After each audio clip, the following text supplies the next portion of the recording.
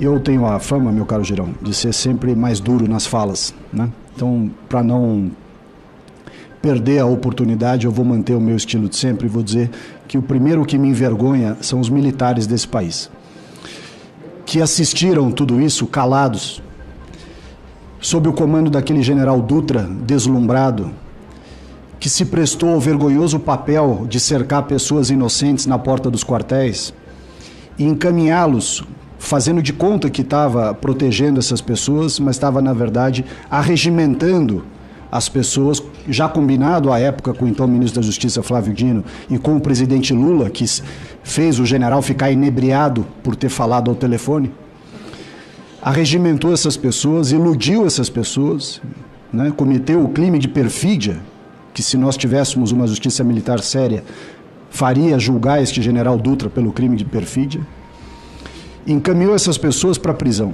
Pessoas que, como citaram aqui alguns exemplos, mas há vários, pessoas que estavam ali, muitas delas, inclusive, chegaram depois dos atos, ou não foram lá nos atos. Quer dizer, não houve o menor critério de distinção, de se limitar, pelo menos, a encaminhar para ser preso quem estava dentro das instalações onde houve a depredação e a invasão. Crime de depredação houve? Sim. Invasão de prédio público? Também. Existe norma para isso, norma penal aplicável, com a combinação de pena proporcional e tudo mais, né?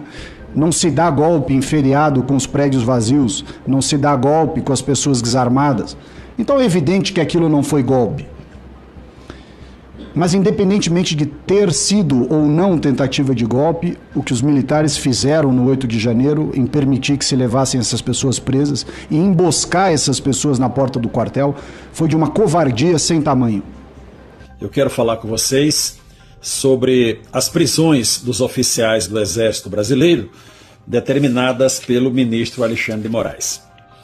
De plano, eu quero afirmar que um país onde existe a possibilidade de a vítima ou suposta vítima julgar o acusado não é uma democracia, é uma ditadura. Eu tenho afirmado há muito tempo que nós vivemos uma ditadura imposta pelo Poder Judiciário, pelo Supremo Tribunal Federal, tendo o ministro Alexandre de Moraes como o ditador, abusador indiscutível. Mas ontem ele conseguiu uma superação.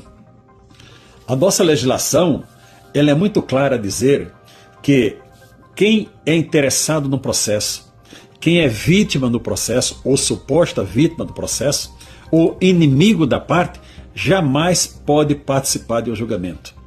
Mas o ministro Alexandre de Moraes não enxerga dessa maneira.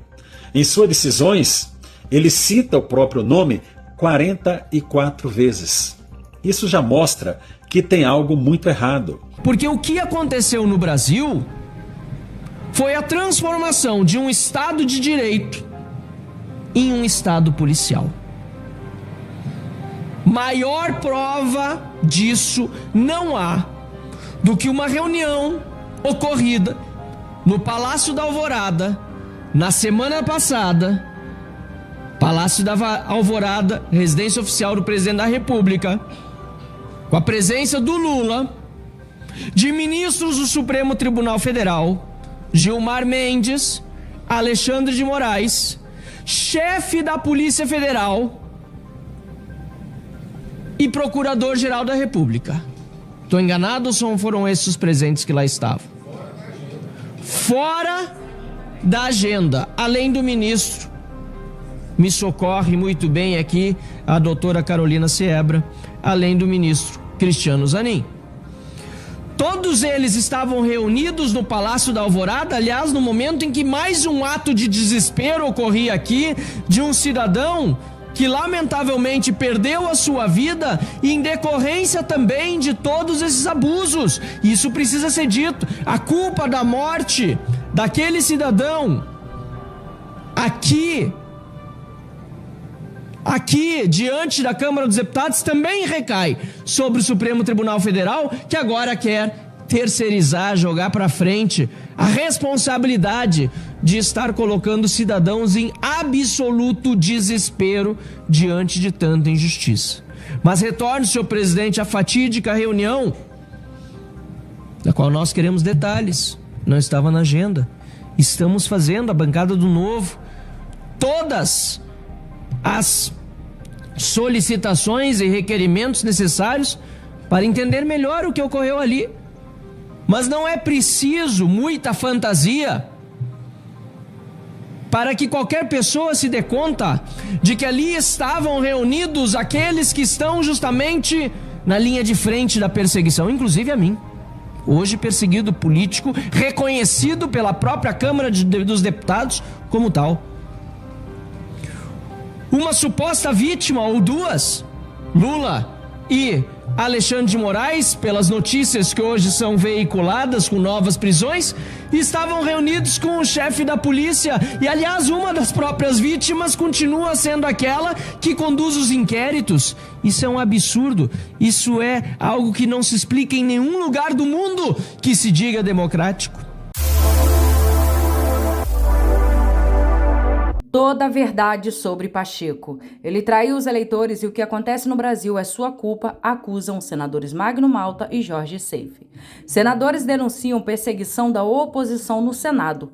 Jorge e Magno Malta acusam Rodrigo Pacheco de trair a direita de Minas Gerais e usar a TV Senado para propagar ideologia esquerdista.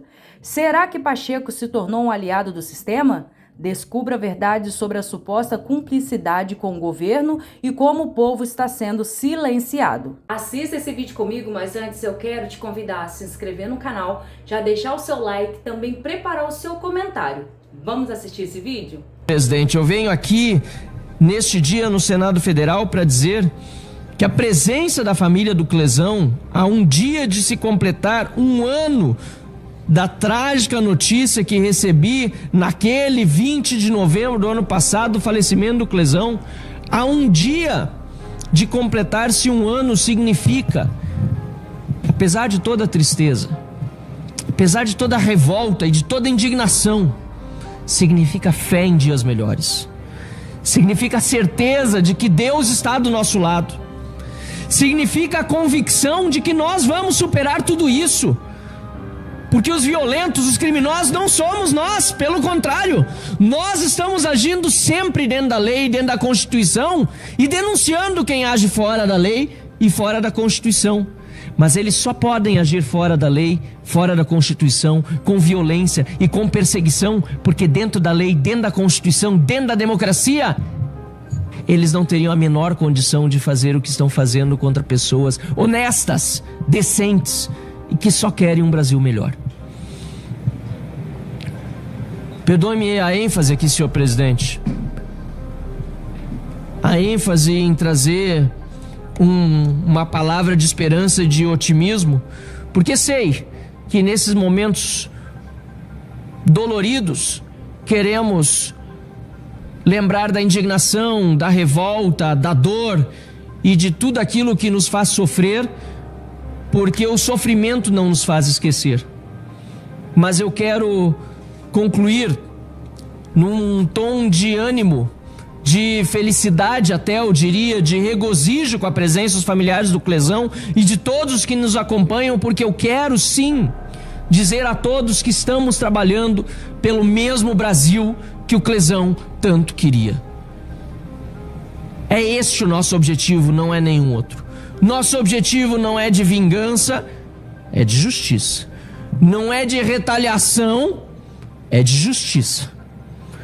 Não é de ficar causando apenas um espírito de profunda decepção que curve a todo brasileiro e faça com que deixemos de ir às ruas, como Vossa Excelência lembrou, e infelizmente passou a acontecer depois do 8 de janeiro. Não, nós queremos que as pessoas levantem a cabeça, saibam que esta família aqui, de todas as famílias brasileiras, é a que mais teria o direito de ficar em casa, de desistir do Brasil, de dizer chega, nos tiraram o nosso Clezão. Essa família é o nosso maior exemplo, senhor presidente, de que a vida do Clezão valeu a pena, de que não será em vão e que nós vamos honrá-la até o fim, e o Brasil, sem dúvida, sairá mais forte disso. Eu quero falar com vocês sobre as prisões dos oficiais do Exército Brasileiro determinadas pelo ministro Alexandre de Moraes. De plano, eu quero afirmar que um país onde existe a possibilidade de a vítima ou suposta vítima julgar o acusado não é uma democracia, é uma ditadura. Eu tenho afirmado há muito tempo que nós vivemos uma ditadura imposta pelo Poder Judiciário, pelo Supremo Tribunal Federal, tendo o ministro Alexandre de Moraes como o ditador, abusador indiscutível. Mas ontem ele conseguiu uma superação. A nossa legislação, ela é muito clara a dizer que quem é interessado no processo, quem é vítima do processo, ou suposta vítima do processo, ou inimigo da parte, jamais pode participar de um julgamento. Mas o ministro Alexandre de Moraes não enxerga dessa maneira.